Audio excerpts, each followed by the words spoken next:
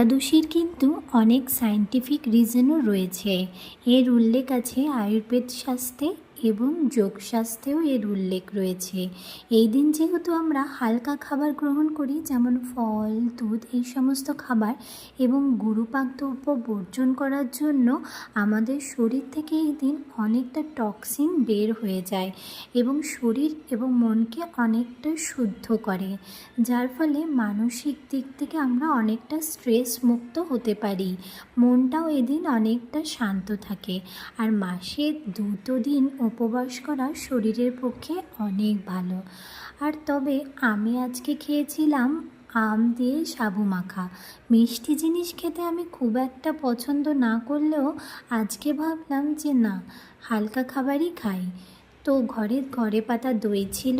আর এখন আমের সিজনে একাদশী করাটা অনেক সহজ, কারণ আম খেয়েই সারাদিন পেট ভরা থাকে আর অনেকটা এনার্জিও পাওয়া যায়। তো দই দিয়ে, আম দিয়ে, গুড় দিয়ে সাবুটা মেখে নিয়েছি, আর উপর থেকে একটু আমের কুচি দিয়ে বেশ ঠান্ডা ঠান্ডা খেয়ে নিলাম। এতে পেটটাও ঠান্ডা হয়েছে আর অনেকক্ষণ পেটটাও ভরা থাকে।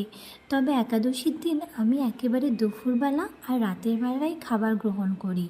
সকালে ব্রেকফাস্টটা স্কিপ করি, এতে ইন্টারমিডিয়েট ফাস্টিংটাও হয়ে যায়।